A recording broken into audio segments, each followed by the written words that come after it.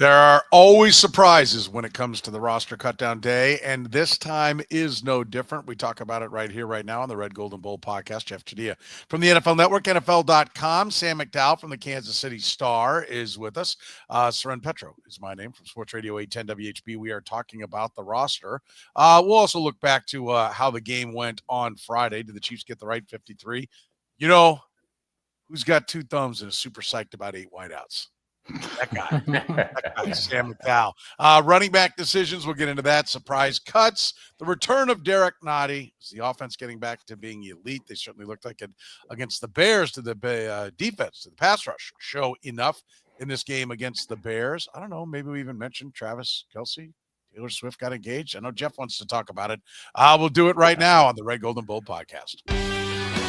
You are listening to the Red, Gold, and Bold podcast, the most in-depth analysis of the Kansas City Chiefs on planet Earth, breaking down the Chiefs like no one else can. Red, Gold, and Bold is hosted by Jeff Chadiha, Sam McDowell, and Soren Petro. Jeff Chadiha is a senior columnist and on-air personality for the NFL Network and NFL.com. Sam McDowell is a columnist for the Kansas City Star. Soren Petro is the afternoon drive host of the program on Sports Radio 810 WHB in Kansas City.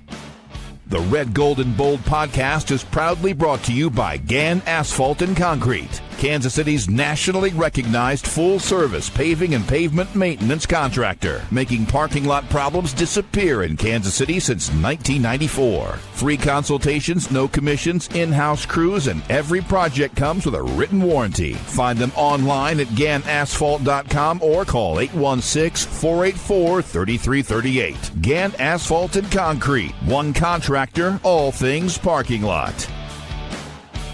Now, here are the hosts of the Best Chiefs podcast, Jeff Chadiha, Sam McDowell, and Soren Petro.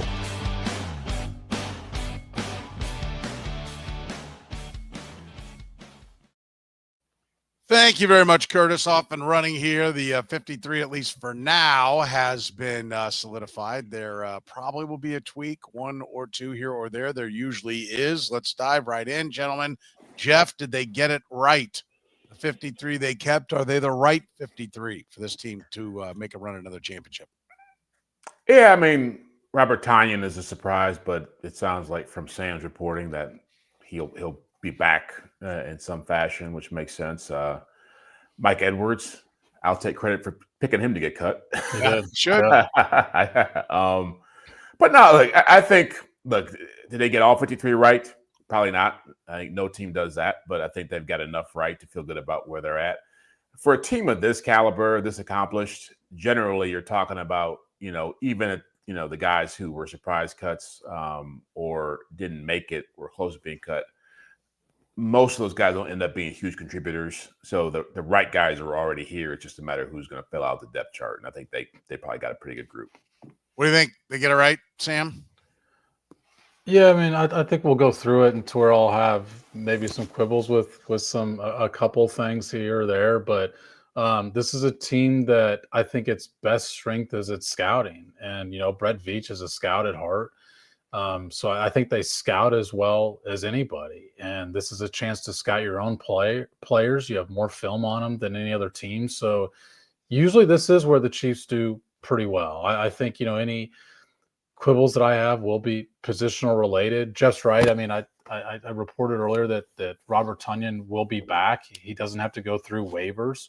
So it's more of a procedural move to stash another guy on the roster. And we'll have a chance to get more into that on a rundown here. But I think, if that wasn't the case, that's the one you'd really bark at, right? But I am told that the plan is for him to come back. All right. Well, let's pick it a scab. 8 wideouts, though. You're going to say, okay, you did all right, but you're not an 8 wideout guy, Sam. No. I'm not a 7 wideout guy. Oh, 8. You're on board. Yeah. They listened to me here. They decided not to keep 7 this year. Look, I know people that listen to this podcast are probably really expecting me to explode on keeping an extra wide receiver. To me, this is like keeping 7, which I already have an issue with keeping 7, but they're keeping 8 because they don't know when Rashee Rice is going to be suspended. because they anticipate that settlement could happen before September 30th and therefore even before the season starts. And they want to be equipped for that possibility. And I think you're equipped for that possibility if you keep 5 plus Rice. I think you're certainly equipped for that possibility if you keep 6 plus Rice for a total of 7. So I think the insurance was already built in with 7. And they decided that, 7's their number and therefore the insurance is 8. That factors into why Robert Tonyan technically gets cut and that you'll eventually bring him back. Because I think here's the thinking is you keep 8 receivers and 3 tight ends. Otherwise, you would have kept 7 receivers and 4 tight ends. I anticipate whenever Rashee Rice is back, you'll see a roster that's 7 wide receivers and 4 tight ends. So that means that he gets suspended immediately. Tunyan's immediately on the roster. Or maybe, he has to spend a couple of weeks on the practice squad or something of that sort in order to allow room for Rice to play and then be suspended, and then suddenly he gets elevated. My point is whenever Rashee Rice is suspended, you're not going to see them add another wide receiver. That's Robert Tonyan's spot. Yeah, and that makes sense. But still, 7 active, 8 for now is a lot of receivers, Jeff. Absolutely. You surprised that this is the way they're going to go about it? Yeah, because I don't think they have room to play all these guys. And we've gotten into this before in the past about sometimes Andy falls in love with the idea of all these packages and all getting the ball to all these different guys, and they all don't deserve to have the ball in their hands. I mean, training camp and preseason is one thing, but when it comes to real games and real impact, there's only going to be 3 or 4 that are going to make a difference. And so you're carrying a lot of dudes that are going to be standing on the sideline, cheering a lot, maybe coming in and blocking or running guys off and not really making much of a difference. So I'm with Sam. I think that you probably end up carrying this number also because you don't have a compelling argument in other areas of your team for other people to be there. And so maybe we could talk about Mike Edwards. I was surprised they kept 6 linebackers, to be honest with you, but I think that's probably a Dave Tope thing. But I think overall, I'm not crazy about that number either. But I think that's just kind of the way they decided to go. Yeah, I get that Sam laid it out perfectly on what their thinking is on as far as the numbers and how Tonyan will slide into that spot. But it does. I mean, you hit on it, Jeff. I mean, there are times that we would sit and say last year, like, why Justin Watkins? Why are you getting these? Justin Watson, by the way, played the second most snaps. Yeah. Well, and why Justin Ross? Like, okay, we carried him, so now we're going to throw him the ball, and it's like these jump ball situations that aren't really kind of even what the offense does, and so it's like, is that what we're gonna see now with I don't know, that is frustrating to me because I do agree. Like, I think you need to get Rashee Rice the ball, Xavier Worthy the ball, and now it's gonna be like, well, we got to have a couple for Juju, we got to have a couple for Brownlee. So everybody feels involved, and I can't help you with that. So I am a little frustrated by it, and I don't. The reason why I'll say they got the right 53 is because I don't. There's no one I'm like, oh my God, how are they going to live without? I thought Mike Edwards was going to make the team. He didn't, but you can live without Mike Edwards. I thought Mike Pennell was going to make the team. He didn't, but you can live without Mike Pennell. I don't know that I like the Derrick Nnadi for Mike Pennell deal, which seems to be part of what it is, and giving up another draft pick. We'll get to Derrick Nnadi a little bit more in a minute, but yeah, I don't have a major problem. And I will say this, at least on the receivers that they kept, I think they're all good players. I think they're all NFL players. Sam, you were on Brownlee very early saying he's an NFL guy. Ross was not an NFL guy, right? Justin Ross, as much as the fans wanted him to be, he was not an NFL guy.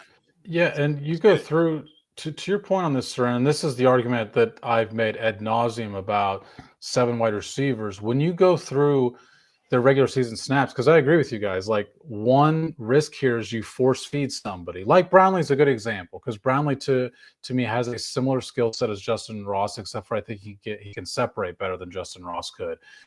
But I think the inverse is worse as far as the reason for not keeping these guys is you don't actually force feed them. You don't actually use this many players. I mean, last year, Nico Remigio made the roster. He ran 24 routes all year.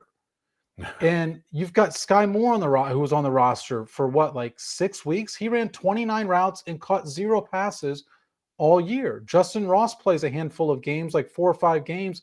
He ran 12 routes and caught 0 passes all year. So you are playing guys who just don't play. Remigio is at least a return man, but Brownlee, he does offer an asset. And like you said, Soren, I mean, I've been a Jason Brownlee fan. He had a really good camp. He deserves to be on an NFL roster. I don't know if that means he deserves to be on this NFL roster because he's got this skill set of being in the red zone. But the best indication of red zone success, making it to the red zone. And so to me, that's what you prioritize is just what's the best team? What's the best offense? And can you live without Jason Brownlee to get in the red zone? And it's not anything against Brownlee. It's just the numbers. And that's what today is. It's about the numbers. Yeah, Well, go ahead, Jeff. I was going to say that one. I remember talking to Brett Veach late last year about his receiver room. And he said, we were so excited about that room. We felt we were really stacked. And then all of a sudden we weren't. And we were scrambling to go get Juju. We were scrambling to go get DeAndre Hopkins. I almost wonder if this is an overreaction Good point. to that experience about just being ready in case we actually have to go through that again. So I totally agree with I totally agree with that point, and I'd push back on that thinking because, like Remigio, they stashed in the practice squad initially before he was made to the active roster halfway through the season. You could have done that again. Like he was not going to get picked up, I don't think. And I actually think the depth of their wide receivers proves that these guys are available. Like you don't have to panic and say, what if you cut these guys? Like these types of players are available. You got more out there right now on the street, right? I mean, you do. Yeah, you got. I mean, McColl's available. MBS. Yeah. I hear what you're saying, Sam, and I tend to agree with it. But you also agree that's probably part of the logic. Yes, I think it is part of the logic. Yes. I just want to be clear on that. My frustration on the wide receivers is I think there's duplication. Right? Like I think Juju Smith-Schuster is a poor man's Rashee Rice. And I think probably, Brownlee, if I ever see him do more than just a quick out, is a poor man's Juju, right? Or flip-flop Juju. I mean, I said a couple of weeks ago, Brownlee and Juju, why both? Like then if Brownlee's good enough to make your team, then cut Juju. And it was, but he's the leader in the room. Well, what do you have your coaching staff for? Like you have Patrick Mahomes, you have Travis Kelce. You have Chris Jones. You have Nick Bolton, who you're paying $14 million to because he's so great with the green dot, and he better be a leader. You have Trent McDuffie, who you're trying to get a contract done. Like, how many leaders do you need? I think you need football players. I think you need playmakers. And listen, if Juju's knee is even healthier and he's in even better shape and he comes out and plays football, I retract this. But I just see kind of duplication. I get having one guy for when Rashee Rice gets suspended. I don't get having 2 guys that look like you're just trying to impersonate what you have with him. That doesn't make sense with me at all. How about the running backs, Sam? They cut early Carson Steele, but they stay with Elijah Mitchell.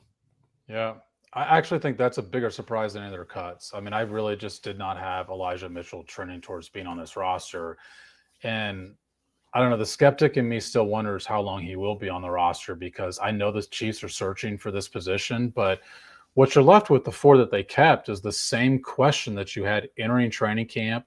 I mean, heck, entering the offseason. And that I mean, people are tired of hearing me say it, is who is going to play on third downs? Jerick McKinnon, the last time this team won a Super Bowl, Jerick McKinnon had, or actually it was against the Eagles, 600 yards, 550 yards, something like that, and 9 touchdowns that season. Even Samaje Perine, who I don't think any of us think was the best person at filling that role, had 15 first downs playing. That's almost 1 per game in that role. Like this, that's a valuable role in a passing offense. And the Chiefs' passing offense is at its best when their running back contributes to it. And I just don't see who's going to contribute to that out of this room. And we've had this discussion before. I will give Kareem Hunt the opportunity to still be able to do it, but I'm with you. There is no Jerick McKinnon, but I also don't think that there are 4 Jerick McKinnons out there that they bypassed. I think Jerick McKinnon, what he became for the Chiefs, was somewhat Patrick Mahomes, Andy Reid scheme, blocking, all those things. But I don't think there are a lot of guys that are dynamic like him. So I mean, I think you could spend a lot of time and get a lot of swings and misses trying to recreate Jerick McKinnon. But I think that should be the goal, is to try to find that. And we did see a little bit of something from Brashard Smith in that third game. Let's give some credit. I think, he caught one, almost caught another one. Like I think that is their hope that, maybe it's Kareem Hunt to start, but it's Brashard Smith to finish. Yeah. Right. Like I could see that being the way they at least envision this playing out. We'll see if it does. Jeff, what do you think of the running backs? Confused, like you guys. I mean, maybe it was just a simple matter of this is the best of these evils. But I did not have Elijah Mitchell on my final cut. I kept Carson Steele with them. I said someone else would show up. But when you look at what's on the street right now, like there's not really a lot to choose from. I mean, Clyde's back out there. You want to bring that back? I mean, so I'm not. I think the biggest problem they have with filling this need is that it's such a niche position for this kind of a team. If you were more of a running team, if you're like the Baltimore Ravens, we got to have somebody we're going to give whatever 90 to 100 carries to, and Derrick Henry needs a break. That's one thing, but you're talking about a guy who needs to fit a very specific role, and generally that person is either really dynamic and working for somebody else, or he's like a Brashard Smith type guy, somebody who's going to bring some flaws but some potential ability. So I think it's a tough thing to fill right now. I still don't know why they didn't look at J.K. Dobbins when he was available.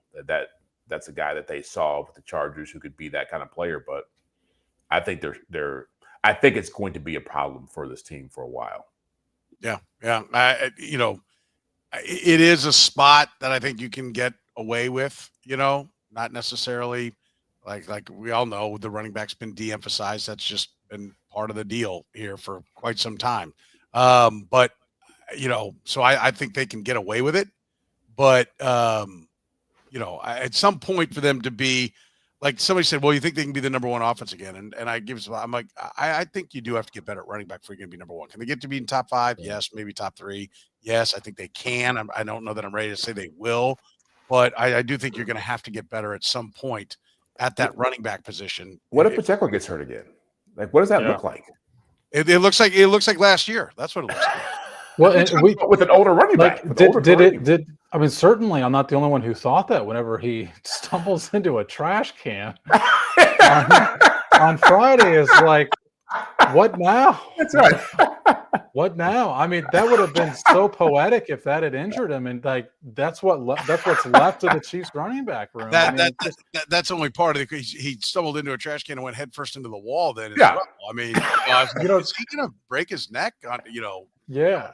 Not being able to stop at the sideline.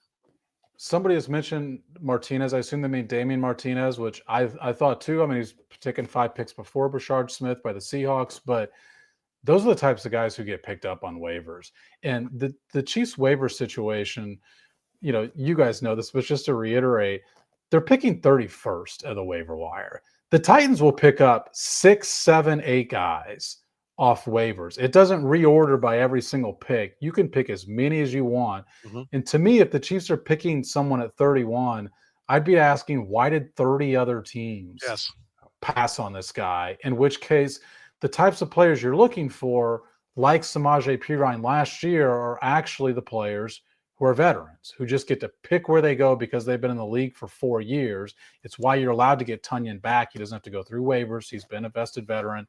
And I don't know who Jeff, you probably followed the rest of the league's cuts more closely than I did. But last year when Samaje Perine got cut, I immediately said the Chiefs are going to be on that guy. At least from what I saw today, there wasn't an evident veteran that I thought that makes a ton of sense for the Chiefs. No. Yeah, I didn't. I'm with you. I didn't see the guy where you're like, okay, this is the guy. This is where they're going. They're going to make this happen. No, I agree. All right, we still want to talk about some of the surprises. We'll get a little bit deeper into those surprises. Derrick Nnadi is back. We're going to talk about that after you hear from our friends at Gann Asphalt and Concrete. Gann Asphalt and Concrete, proudly serving the greater Kansas City area. Nationally recognized full-service paving and pavement maintenance contractor. Locally owned and making parking lot problems disappear in Kansas City since 1994. Let Gann educate you about the most cost-effective way to solve your parking lot problems. Free consultations, no commissions, in-house crews. Every project comes with a written warning. Gann Asphalt keeps your parking lot safer and helps you and your business avoid unnecessary delays and costly expenses. Find Gann online at GannAsphalt.com or call 816-484-3338. Gann Asphalt and Concrete. One contractor, all things parking lot. Italian Delight was the first restaurant to bring true New York-style pizza to Kansas City almost 50 years ago. They sell whole pies or pizza by the slice, or enjoy their classic strombolis, calzones, and sausage rolls. Sandwich lovers, check out their lineup of hot and cold subs, the combo, the meatball, or the Philly cheesesteak, just to name a few. And don't forget the pasta. Their famous lasagna and classic chicken Alfredo always hit the spot. And if you're hungry for lunch, check out their daily lunch specials, starting at under $10. Italian Delight can even cater your next work function or party. Dine-in, carry-out, or delivery, it's Italian Delight. Located just 3 minutes east of Kansas Speedway at 8145 State Ave in KCK. Check out the menu and order online at ItalianDelightKS.com. Kansas City's own Italian Delight. This episode of Red, Gold, and Bold is brought to you by Frontier Justice, where freedom is a lifestyle grounded in safety, responsibility, and respect. With locations in Lee Summit, Missouri, Kansas City, Kansas, and Jenks, Oklahoma, Frontier Justice offers firearms retail, a premier indoor shooting range, and training all under one roof. Whether you're new to shooting or a seasoned pro, you'll find expert staff, top-tier gear, and a strong sense of community. Faith, family, freedom. That's what Frontier Justice stands for. Visit frontier-justice.com to learn more. All right, let's talk about we've kind of detailed Robert Tonyan, but I mean, do we think that kind of you've gone through very well, Sam, the procedural part of things? Do we think he's going to be a part of the game plan, right? Like how they have a little package of plays for everybody when he does, come around to being on the roster, or is he just depth? I mean, should we not be surprised? Did he play well and so he impressed, but he impressed against backups? I still think he's a third tight end, but the Chiefs have used their third tight end more frequently in the last couple of years because of the way defenses are playing him with this two deep shell. They've tried to counter that by putting bigger bodies on the field. And when other teams have a cornerback guarding the third tight end or something of that sort. And the one thing that Tonyan has done throughout camp is he's caught everything thrown his way. That touchdown he had in Seattle, I think, was more significant than people realized because it was just 5 yards. That was not his route. Like, that was Travis Kelce mentally trying to recognize the way the defense was going, and Tunyan's doing that same thing and sees that the whole defense is shading one way. I'm just going to stop. And Gardner Minshew found him. So I think he'll play, but I'd be surprised if he's playing 15 snaps a game. I do think, even though he's the guy cut, it's because of what I mentioned, and he's still going to be tight end 3 over Jared Wiley. Yeah. Okay. What do you think the thinking is around Tonyan and I mean, does anybody see like production coming down the road that at some point Jared Wiley's going to be a player, or is this are they starting to just justify draft picks here, Jeff? I'm sure that's part of it. It's look. No GM wants to cut a draft pick in the second year of his career. So I think that is a sensible conclusion to make. But I think Tonyan's role, I think Sam's right. I think Tonyan's role is more valuable in the sense that you cannot trust Travis Kelce to play an entire season at this age and not have some kind of issues. And I think that's an important thing to remember. I'm not saying that I'm wishing that upon him, but I think it's a very real fact. I don't care what kind of shape you get into when you're 36 years old and he turns that in October, your risk of injury goes a lot higher. And so having someone like Tonyan, I think, makes that offense, I think, a lot more effective. I think he's a more effective tight end than Noah Gray is. I think he can do more things for you, even though he's a more advanced age. Mm-hmm. So to me, I like him more as a, break in case of emergency type player here. Yeah. More than Noah Gray. You would have never said that with that's right. 2 years ago. That's right. What about Mike Pennell? I mean, to me, here's the interesting part about Mike Pennell, and we can talk a little bit about Derrick Nnadi in here as well. Derrick Nnadi signed with the Jets for $1.4 million, which is basically the league minimum. Okay, so if given the choice of you can play for the league minimum for the New York Jets, or you can play for the league minimum for the Chiefs. I'm assuming he takes the Chiefs. He's been in the Kansas City for 7 years, right? But you said no. We have better. We're going to move on. We're going to let you go. Then somewhere you decided, oh, wait a minute. And I said this today, like, what went wrong? I've said it for a couple of days. What went wrong that you bring Derrick Nnadi back? I think we have our answer. It's that they don't think there's anything left in the tank for Mike Pennell. But, like, and then you end up giving the $1.4 million to him that you didn't think he was worth, and you do this draft pick swap. So you lose a little bit of draft capital in the process. Is it really like, you couldn't tell from the end of last year? Like Mike Pennell, like athletically, I mean, he takes up space. That's what he does. And that's the part, like, this seems to be just like a tactical mistake, or, what were you looking at it, at the end of last year that you went, no, Mike Pennell can play. And then somewhere in St. Joe, you went, nope, he can't. I'm wrong. We have to go get Derrick Nnadi back. That's the part that I don't get, Jeff. Well, the part I don't get is that it seems like Derrick Nnadi's skill set is such that you shouldn't have a hard time going to find that player in the draft or somewhere else, right? Like, it seems like he's the only guy who can do what he does that this team values. And I'm with you. I don't understand. I don't dislike him in the way you do, but I don't. Just to be clear, yeah. I don't dislike the young man. I think he's a very nice guy. I think he's an agreeable guy. I think he kind of plays like his personality. Mm-hmm. He kind of hides in the locker room. He's soft-spoken. He doesn't really want to chat. I mean, I don't know that he really, I'm okay just being one of the guys out here. Like, you need to blow some crap up. You kind of need to have I think a little bit more of a Chris Jones wild man mentality in there. I mean, you got to take on 2 and 3 guys, and he's just kind of, I mean, I don't see it. Yeah. But, I'm talking about, it's like, I don't think that's hard to find a player who can be a big bodied, get in the way. Yeah. You're not asking a whole lot of him. You're not asking him to be a, interior, disruptor type guy. And so, yeah, it is. And maybe they just know the guy, he knows the system, all that stuff. But I think what they ask him to do, I think it'd be easier to find somebody else. So I agree with you on that one. Yeah, I mean, I think that's the biggest takeaway, is that this, to me, is not a problem of acquiring Derrick Nnadi. It's a problem that your other options can't beat him out. That you felt like that Derrick Nnadi was better than what you had, because this spot in camp was wide open for someone like Fabian Lovett, for someone like Tuipu Latu. Like, this was open for somebody to take this job. Now, they've never spent big money or draft capital on a run stopper. I think, maybe you could classify Jarran Reed under that I think he was kind of a tweener, somebody who was good enough at run stopping, good enough at pass rushing. I still think Jarran Reed was better than the Chiefs thought he was when he was here even, and then played for several years after leaving, by the way.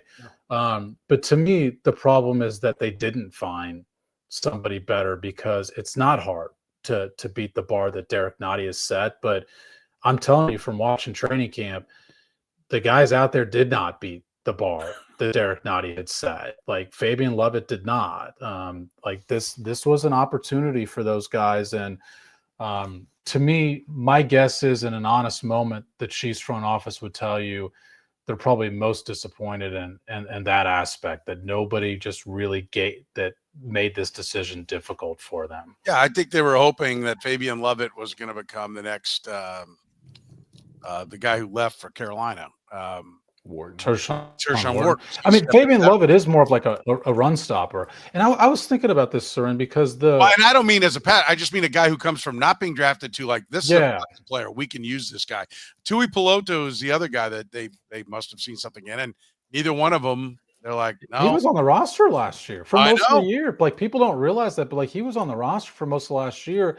And I was thinking about, because Tershawn Wharton's a great example for this point, which is, when you look at the way that they've even won Super Bowls, the Super Bowl roster, Mike Pennell's been on 2 Super Bowls, undrafted player.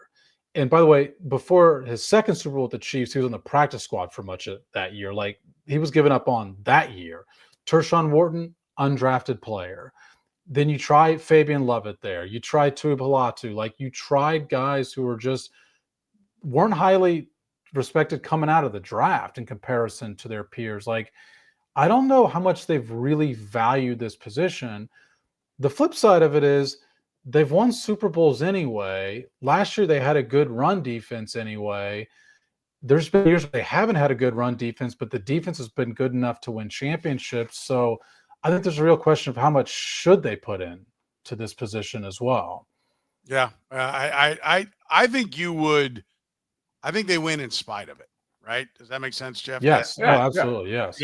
That they would love to solve it, but I think this is the spot where they have Chris Jones and they keep reinvesting in Chris Jones. And we talked about it when they gave him the contract, Sam, that older players is not really where they go, and that we may look back on this. They either are like, he is special, he physically will hold up better than your typical 30-plus-year-old. And I think there's definitely truth in that. Is it all true? I don't know, but there's definitely truth in that. But I think also they have to sign him because you can't get him. I mean, they're pretty damn good at this scouting thing in the NFL. They know who the good big people are, and you got to take them early. And, I also think that they could have thrown a few more numbers at it. And I think they finally did it this year, and we'll see if it works with Omar Norman-Lott and Ashton Gelati.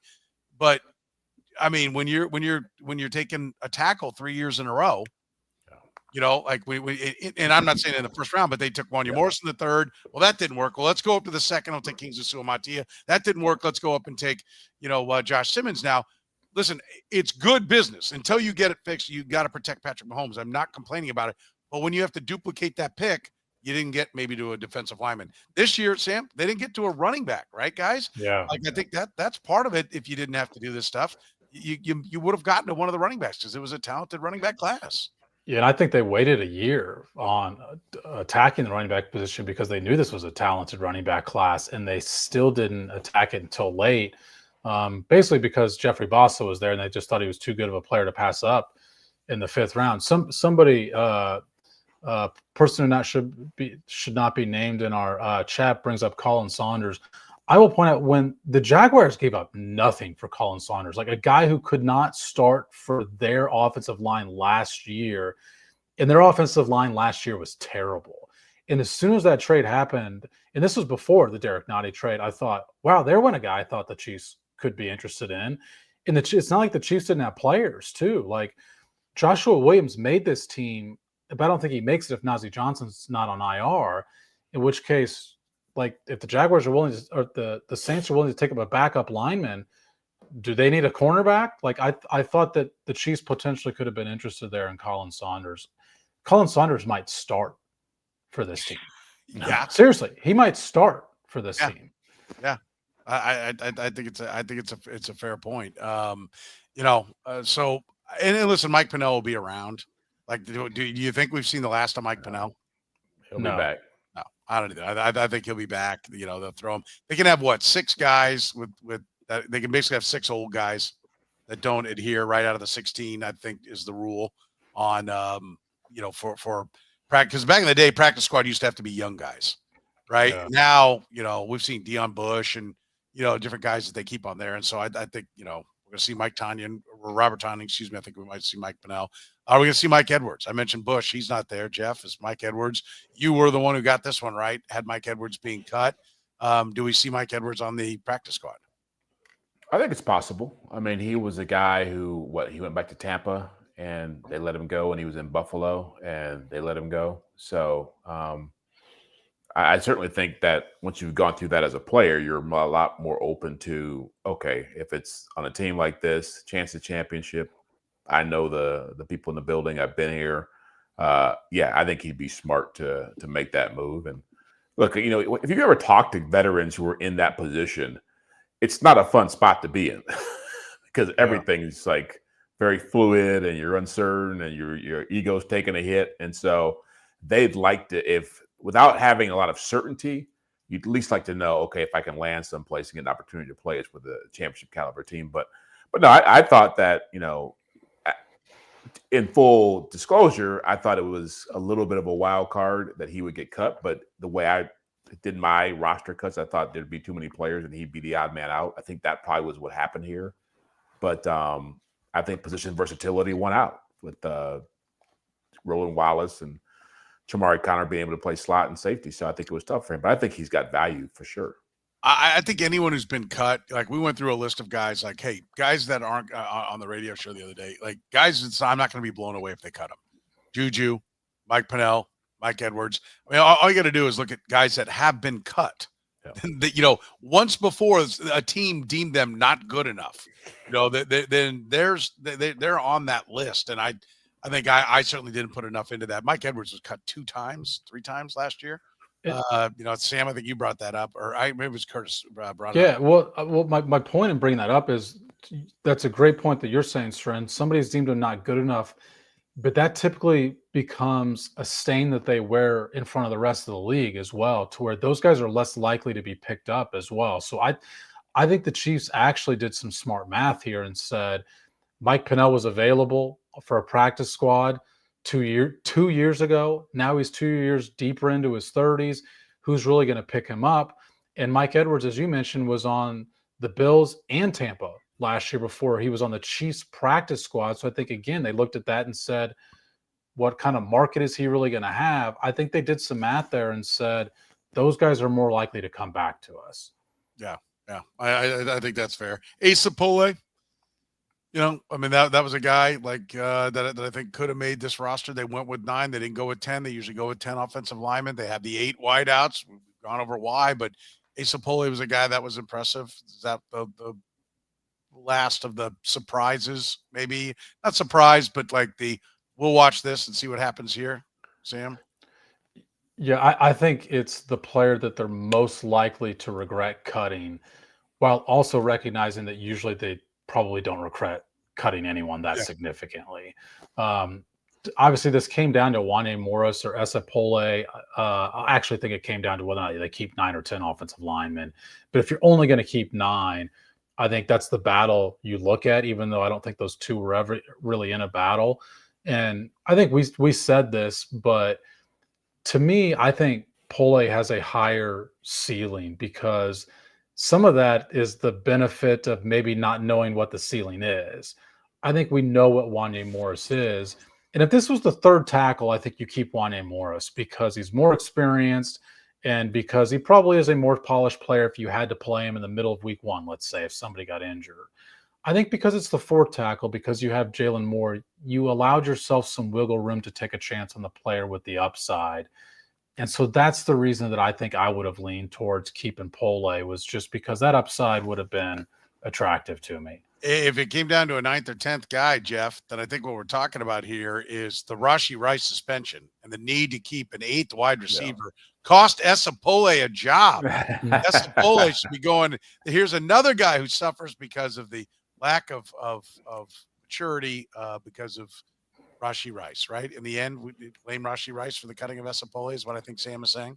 Yeah, I think it's Rashee Rice, and I think it's some of the guys who were banged up too, right? I mean, the injured reserve decisions you had to make. And so we did our rosters last week. I think we all had the same, I'll call it a frustration, but the same concern about how do you make this work with so many wild cards in the mix. And they probably had 4 or 5 legit wild cards in the mix that affected all these positions. You saw it with running back, you saw it with defensive tackle. You saw it with, obviously, offensive line. I thought that they would lean more towards having 10 linemen just because I think if anything happens now to your interior line at guard, now it's like, okay, I guess Norzak can go play there. But it's like I thought they'd be more conservative there and just think, okay, do we trust these guys if things go wrong to be okay? So going with 9 surprised me a lot more than I think most people. I think we'll see C.J. Hansen and Pole, them try to go get him onto the practice squad. But I think you make a good point, Jeff. I mean, you talked about needing the extra guards because you're not convinced that the starter at left guard is going to be good enough. But his play on Friday maybe made it easier for them to say, okay, we'll just go with 9. I don't think Pole makes it back. I really think that he's the most likely guy who the Chiefs cut to get claimed on waivers. Because if you're a bad team, you should go for the ceiling. And there's enough tape on Wanya Morris to know that, like, this isn't going to get better. Right? And I'm not saying Wanya Morris is the worst player. I mean, I think somebody should get him and put him at guard. Right? Like, that's what you should do. If you're a bad young team and but you got your left tackle because you you had pick 5, and I don't know who it would be over the last couple of years, the teams that have been taking their left tackles. And you're like, no, we got our left tackle. Grabbing Wanya Morris to maybe be your right tackle or to be a guard or to be a swing player is not a bad move, but there's no ceiling. If you're a bad team that doesn't have a tackle, you grab Esapole because we don't know what he is. He might be with the Chargers. He could be. I think he could be with the Titans. I mean, I think that the number 1 team on the waiver wire could claim him. And here's why I think some people would say, okay, why do you guys think he has a potential high ceiling? And this is where I say the unknown is working in his favor in that comment, to where this kid never played football until he was in college. Like, he played basketball in high school. He gets I think it's a community college offer. Then he goes to Washington State. And last year as a senior, he did not allow a sack as a senior. So I think you probably look at him from, if you're not grading on that curve, you probably look and say, okay, he's not as good. He's not good enough to be drafted. If you are grading on the curve of this kid's only been playing football for 4 years, and therefore he's got room to grow, I think he didn't do anything. He had a lot of interest after the draft. From the Chiefs weren't the only team interested, and then he didn't do anything in camp and preseason for teams to say, well, he's not as good as what we thought. Like, the Chiefs, the team that was in the Super Bowl last year, considered keeping him. So I don't see him getting through. It's possible, but I'm just saying, I think I actually predict that the Chiefs will have 1 player picked up via waivers, and it'll be Esapole. Let me ask you this: is Ethan Driscoll really hurt? Ethan Driscoll has an illness, was the label on him, actually. Non-football related illness, I think, was the actual label that they had on Ethan Driscoll. I mean, Pole couldn't have caught that. Come on. I'm like, listen, all the times I've seen all these bogus injuries, I mean, if you're like, oh, no, if he's in a hospital, I apologize. If he is really sick and it's like he missed time in the summer as well. Which may have been the setup. I mean, I'm telling you, I've talked to guys, Jeff, maybe you have too, where it's like, oh no, the plan all along was the redshirt season. I think that's what they used to call it, was a redshirt season. They used to be really cavalier about it. The glaring example is going back to the quarterback that won the third Rippon. They carried him for like 3 years hurt. I think sorry. I just remembered he had an appendectomy. I think Andy Reid announced. I think that's what it was. And what is it? I mean, I've heard it. What is an appendectomy? When you get your appendicitis removed. Yeah. Or appendix removed. Yeah, it's an appendicitis. But he came back to practice, right? He did. Yeah. I mean, you're throwing out some theories. I think there's a good crowd for you out there right now. I mean, listen, I'm not trying to make light if he has a serious condition. I just know I've talked to enough guys that it does happen. And so I listen, I would have done it. That's what I'd be trying to do. All right, Essa, here's the deal. You really need a red shirt here. We're going to have you go down with this. Okay. And we're going to sprinkle it along. And then you're going to get paid all year. We're going to put you on the injury list. You're going to get a full salary. You're going to get a year of time, year towards your pension. And then next year is really going to be your year. Are you going to buy in on this? Yeah, I'm going to buy in. All right, let's go. I mean, that would have been my plan from the get-go. But I wonder if they almost are like, we might need this guy. Like, what if Josh Simmons is hurt? And then here we are, and Jalen Moore isn't as good as we think. We might need this guy, and they didn't lay the groundwork for it. I don't know. So Driscoll did not play in the preseason, I don't think, by the way. Okay. I don't think he actually got a snap. Okay. All right. So, I mean, you're convinced. I get it, Sam. You're convinced it's on the up and up. Tough cut down day when Derrick Nnadi and Wanya Morris are still on this team. Yeah, for sure. Yeah, for sure. They're bringing back. They're getting the band together. It's all the guys. A lot of dudes out there. Yeah, Earth, Wind, and Fire. The way this band is going. Everybody can get it. Is this offense getting back to being elite? Is the defense found its pass rush? We'll talk about it after you hear from our friends at Frontier Justice. This episode of Red, Gold, and Bold is brought to you by Frontier Justice, where freedom is a lifestyle grounded in safety, responsibility, and respect. With locations in Lee Summit, Missouri, Kansas City, Kansas, and Jenks, Oklahoma, Frontier Justice offers firearms retail, a premier indoor shooting range, and training all under one roof. Whether you're new to shooting or a seasoned pro, you'll find expert staff, top-tier gear, and a strong sense of community.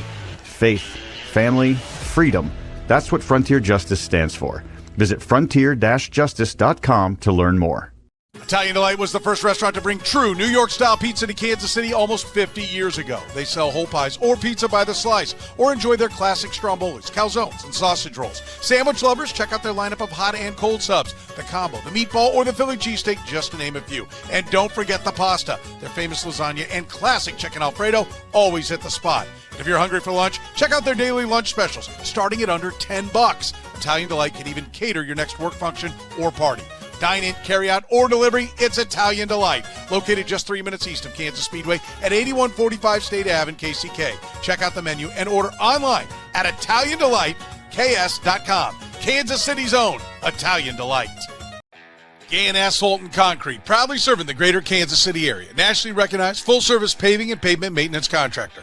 Locally owned and making parking lot problems disappear in Kansas City since 1994. Let Gann educate you about the most cost-effective way to solve your parking lot problems. With free consultations, no commissions, in-house crews, and every project comes with a written warranty, Gann Asphalt keeps your parking lot safer and helps you and your business avoid unnecessary delays and costly expenses. Find Gann online at GannAsphalt.com or call 816-484-3338. Gann Asphalt and Concrete. One contractor, all things parking lot. All right, was this offense elite, Sam? Is it ready to be elite again? It looked pretty impressive against the Chicago Bears going down the field. Where do you sit on the offense as it gets ready to take off? Well, I think it had all the signs. I mean, I think if like you want to believe that this offense can get back to where it was prior to the last 2 years, like you're pointing to signs you saw in this preseason game. You're just saying, hey, I'd like to see this in the regular season. I mean, the protection was phenomenal. We didn't see that last year. They connected on a deep pass. We didn't see that last year. Second fewest downfield shots in the league to the Miami Dolphins a year ago. We saw Kelsey break a tackle after the catch. We saw that twice in 17 games last year. We saw the quarterback throwing back shoulder passes on the first throw of the game and then on a touchdown pass. We didn't see that last year. And then we saw a bubble screen to Rashee Rice for a first down. And once he went down in week 4, we didn't see that last year. So I think you saw the mixture of the reason that the offense could be good. You just, like I said, you need to see it in the regular season when defenses are using their real playbook and you're using your real playbook. Like, you've got to see it happen in the regular season to be convinced. But it sort of reminded you why they've been slowed the last 2 years. But like I said, also potentially why they could be better. It takes like, a bat threatening you, Jeff, to call the defense elite. We finally got it out of you once last year, and you immediately put the reverse on. What about the offense? A little more bullish on the offense? I think they're a top 10 offense. I think to be an elite offense, and this isn't just them, you have to have a lot of elite talent. And so I think they've got to have players playing at a high level that we don't know if they can do that yet. I think Xavier Worthy's got to be a high-level player. I think obviously the run game is going to be an issue, but Josh Simmons has got to be a high-level player. Kingsley Suamata'i in the offensive line. And so they certainly have the talent to be how about to your point, Jeff, I just want to throw this out. How about Rashee Rice? We loved what we saw for 3 games. It looked, he was pacing for these incredible numbers, but we still, he had a great second half to his first year, had 3 good games. He still kind of has to prove that.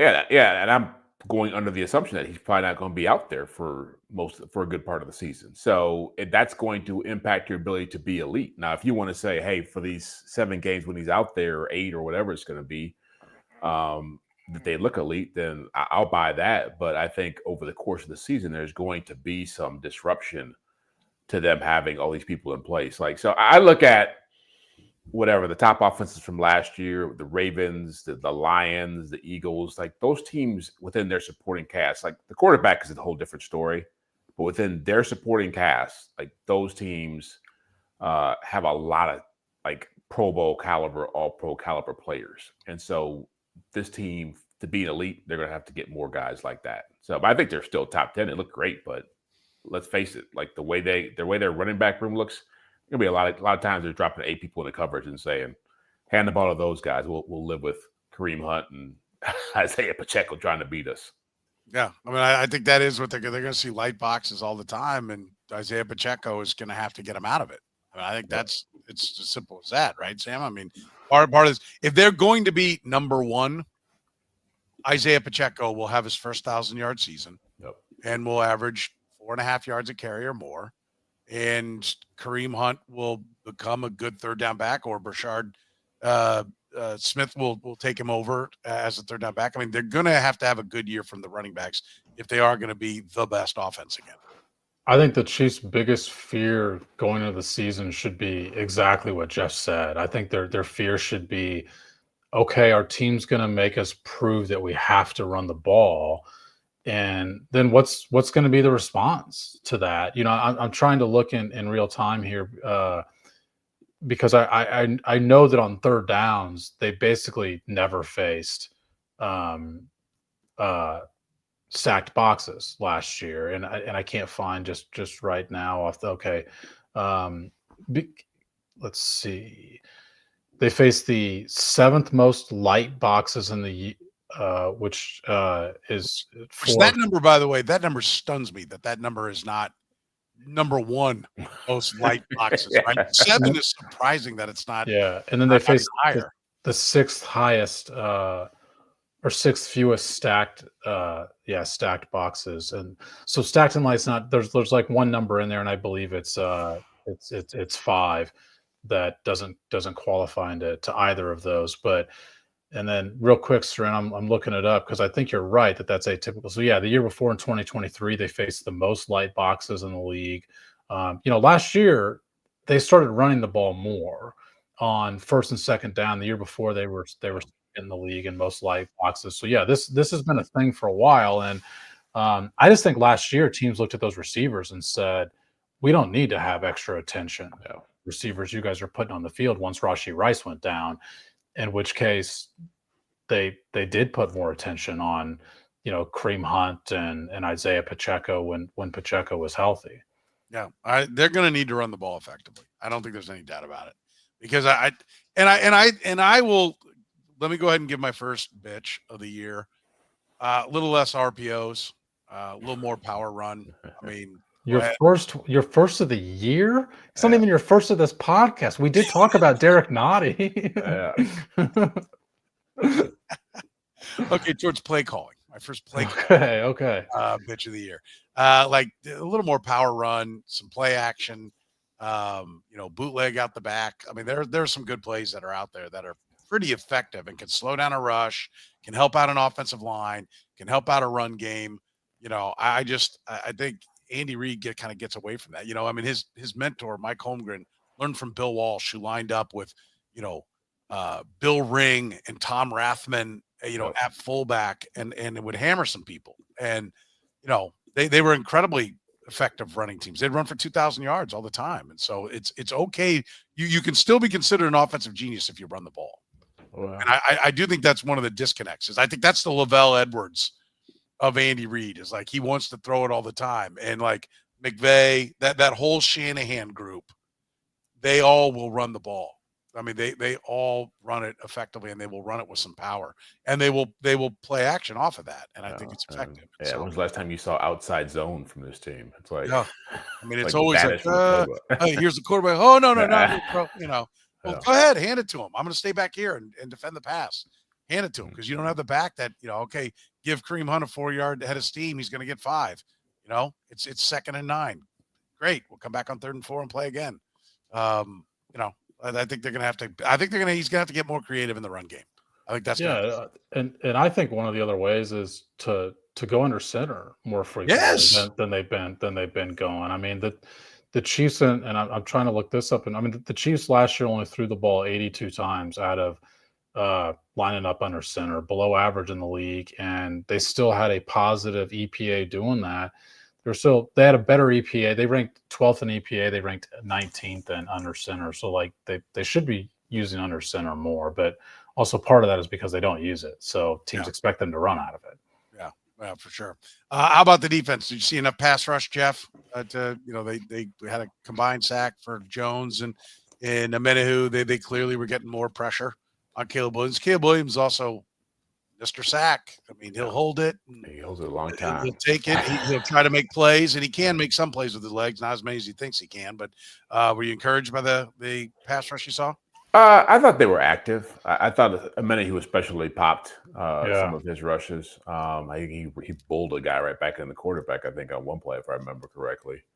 So I liked what I saw from that. But again, to Sam's point earlier, they're going to have to sustain that. And I don't know how many quarterbacks they're going to see who are going to be holding the ball as long as Caleb Williams did. I think on the side, I'm sure Ben Johnson couldn't have been happy about the way his offense played in the first quarter of that game, because that was like, okay, these guys aren't ready for prime time. He still needs to work on getting rid of the ball sooner. Yeah, that makes sense. I think that they're going to be a better pass rush team, Sam. I think Amenahu is going to help. I think we saw a glimpse of that, but I don't know. You're a big Caleb Williams guy as well. Just as far as like researching him and looking into him, I'm not saying you're president of his fan club or anything. And, he is very sackable, right? So, fool's gold to get excited about what they did against him. Yeah, historically sackable last year. I mean, I think if you're looking for signs of encouragement from the pass rush, to me, it wasn't the amount, it was who was getting them. And you guys both have mentioned Amenahu. And to me, if the Chiefs are going to have a better pass rush, like Amenahu's going to have to be a factor in that. And the other guy who I thought played really well was Ashton Gelati. I thought was really good in the second half. I was surprised when I looked at the PFF grades that he was not graded higher. I think he was in the mid to upper 60s, but I thought he was really good in that game. And again, if you are picking players, if you're part of the Chiefs front office that you wanted to see have a good game, like Ashton Gelati should be pretty high up on your list, I think. Yeah, no, I agree. I'm encouraged. But I cautiously optimistic, I would say, because the Bears can make a lot of teams look like a good pass rush team. All right, let's end with it. Tear rolled down your cheek, Jeff, when you heard that Travis and Taylor. I thought we'd get through the whole hour without mentioning that. Oh, you got to mention. First of all, everyone should know that the three of us, exchanged ideas for the show. Nobody mentioned this, and then suddenly on Soren's rundown, it was just on the bottom. Snuck in. Yeah. Hey, congrats. I live with women in this house. This is the only Chiefs topic in my house right now. Hey, congrats to them. Look, I think a lot of people thought it was a lark, a hoax, scam, whatever, when they hooked up. But it's been 3 years now, and they seem to be going strong. I never will be, some of the happiest days of my life were my divorces. So I'll always be happy for guys who want to go and jump in that pool. As long as I'm not in it, I'm happy for them. By the way, that was plural, correct? Yeah, two. Divorces. Fool me once, shame on you. Yeah, fool me twice. Yeah, shame on me. Yeah. Okay. How about you, Sam? A little tear, I really have almost no thoughts on this situation. Really? I am proud to say I really don't think I've ever mentioned her name in anything that I've written in these last 2 years. I think maybe I've perhaps referred to the celebrity following, but I'm happy that he's happy. But I think that's the extent of what I think about it. So is it the biggest pairing since what? Of sports, and I've heard people throw out entertainment, sports figure and an entertainment figure. Biggest pairing since what? I don't know. Yeah, you're asking the wrong person here. J-Lo and A-Rod? Was it what? You talking about getting married? Yeah, getting married. Derek Jeter dated 15? Yeah, I was going to say. I was thinking about 15 celebrities. Jose Canseco was Madonna back in the day, but they didn't get married, right? Didn't Dennis Rodman get married to? Was it Carmen Electra or something like that? Carmen Electra is not Taylor Swift. I don't think there's anything that matches this. My answer is I don't think there's anything. I would say, although he was retired, Joe DiMaggio had been retired for 3 or 4 years. Yeah. There you go. Yeah. I think that's probably it.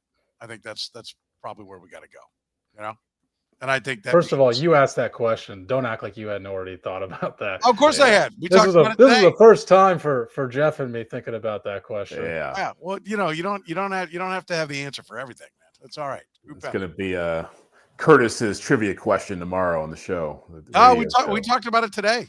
I mean, that we settled on my daughter came up with A-Rod and J-Lo, and I'm like, oh, that's pretty big. Yeah. I don't know. Who was Tyler Thigpen married to? I don't know. Is he married to somebody famous? I don't know. Is that you trying to make a point here that like we don't pay attention, or was there somebody I'm forgetting? It is. I'm sure you guys are the same, but like the amount of text I received from people about this who I know for a fact don't follow the Chiefs, and just it's what's he saying about it? And it's like I literally haven't asked the guy about Taylor Swift in 2.5 years. It's not part of the job is to ask him who he's dating. We have never brought it up other than like, oh yeah, she's at the game. And so that's part of the reason why I wanted to do it. I just wanted to drop it on the plate right there. Didn't put it on the stuff from today. Just like, there it is. Let's get a genuine reaction. Listen, you can support the Red, Gold, and Bold podcast by supporting our great sponsors. Gann Asphalt and Concrete, proudly serving the greater KC area. Nationally recognized full-service paving and pavement maintenance contractor, locally owned, and making parking lot problems disappear since 1994. You can find them online at GannAsphalt.com. That's GannAsphalt.com. One contractor, all things parking lot. By our friends at Frontier Justice, Faith, Family, Freedom. That's what Frontier Justice stands for. You can learn more by finding them online at frontier-justice.com and by our newest sponsor. Welcome to our friends at Italian Delight. First restaurant bringing true New York-style pizza to Kansas City almost 50 years ago, whether it's strombolis, calzones, sausage rolls, hot and cold subs, lasagna, pastas. My family loves it. Italian Delight, you'll love it. Daily lunch special starting at under $10 as well, just 3 minutes east of Kansas Speedway at 8145 State Avenue in KCK. You can find them online at ItalianDelightKS.com. For Jeff Chadiha from the NFL Network, Sam McDowell from the Kansas City Star, I'm Soren Petro saying thank you very much for joining us here on the Red Gold.